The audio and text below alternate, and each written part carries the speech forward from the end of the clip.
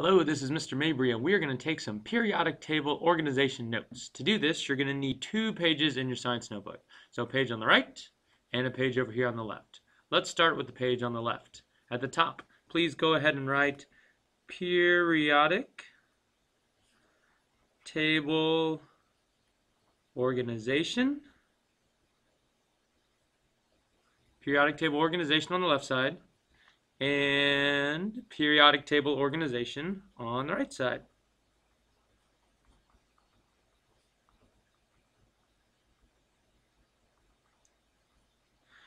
And then back on the left side, we need a periodic table covering most of this page, okay? So here we need a periodic table. Now I'm either going to give you a periodic table to glue or staple, or you're going to have to draw it. So right now, why don't you go ahead and do that? Now, if you're going to have to draw the periodic table, it doesn't have to be super fancy because we're talking about large group trends and organization, not individual elements. So here's how you draw a periodic table in about 10 seconds. You're going to draw a large tower, small tower, drop down a couple lines, long straight line, come up, wide tower, top tower, drop, across, one more line down. That's a pretty good periodic table in about 10 seconds. But wait, don't forget the last 2 lines on the bottom. We have those random elements down here. And that will suffice. So if you can do that, if you don't have anything to cut and paste or staple, that's a great start. So that's on the left side of our piece of paper. Now on our right side, we are going to make a chart that we are going to fill in, a graphic organizer. So why don't you go ahead and fast forward in the video to see the graphic organizer, and then just copy it down for me. Here we go. All right, so here's what you're going to want to do for your graphic organizer. You're going to need 1, 2, 3, 4, 5, 6. To make my graphic organizer, I just took this ruler and I used it for each row. So I started from one side of the page, 1, 2, 3, 4, 5, 6. And the names of these headings are element group, metal, non-metal or gas, solid, liquid, or gas, reactivity and electrons, properties, and examples. Then, the different groups you're going to have to make, I gave 3 lines for each. This first one is called alkali metals, A-L-K-A-L-I. The second one is alkaline earth metals. The next is transition metals. Then I put a little squiggly line because I hit the circle right here and I couldn't really use that row. Then I have rare earth metals, halogens, noble gases, and metalloids. Now once you have this chart right here and you've got your periodic table on the other side, you're good to go. So let's get rolling. The first group I want to teach you about is called the alkali metals. Now I've got about 7 different colors. Let me pull them out for you. Look at all these cool colors I got. I got all these highlighters and a marker, and I'm going to use these 7 colors, and I hope you have some colors too to help highlight with me. And let's call these alkali metals. I'm going to put a big green square around my alkali metals, and I want to show you where these are on the periodic table. The alkali metals are this first column on your periodic table. So go ahead and color that in with me. These are our alkali metals. Everything in this first column. And we're going to talk about why that is.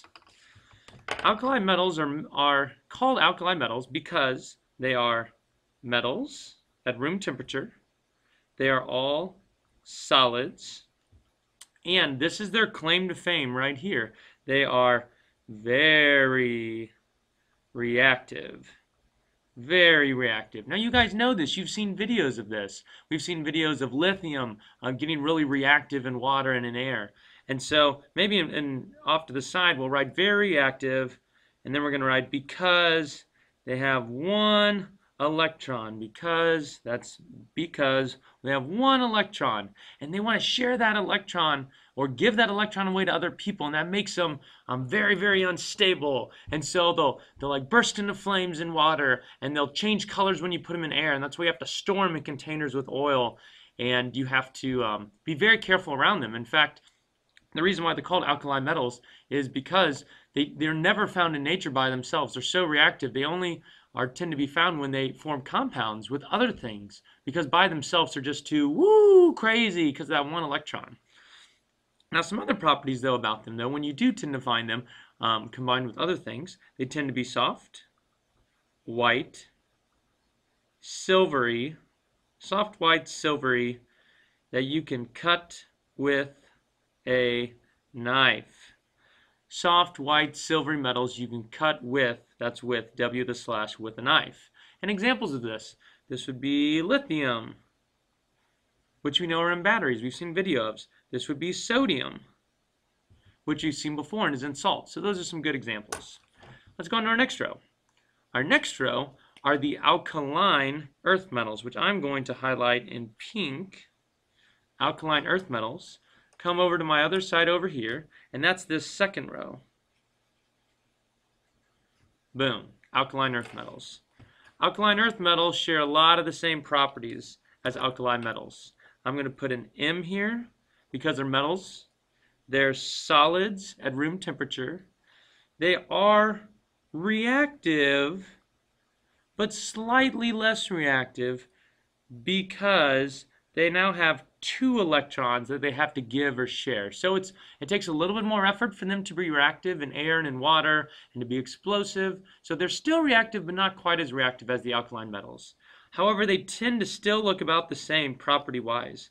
They tend to be soft and silvery that you can cut with a knife. They tend to be reactive as they move down the periodic table. And our favorite ones are beryllium, that we've already learned some about when we drew atoms, and manganese.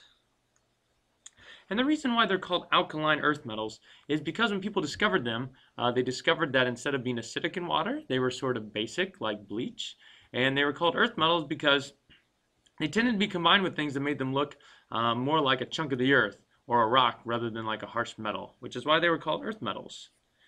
Now let's do our next row, transition metals. This is everybody's favorite group because these are the ones we are all familiar with. And that's all of these guys right here. All of these guys right here in sort of a weird little line right there. We're going to call this whole block right here the transition metals. And the reason they're called the transition metals is because, I'm going to come back over here, we are transitioning on this side of the periodic table from being all metals over here to where we're going to get to a lot of our gases and nonmetals. So that's why we are transitioning. I'll even put this right here, put an arrow across, and we are transitioning to nonmetals. We're transitioning to being nonmetals over here.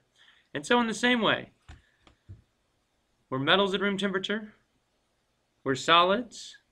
However, we are just going to write a little line right here because reactivity isn't something we really talk about with transition metals because these are all of our olden goldies with metals, okay? This is stuff like, let's jump over to the examples. This is like silver and gold and copper.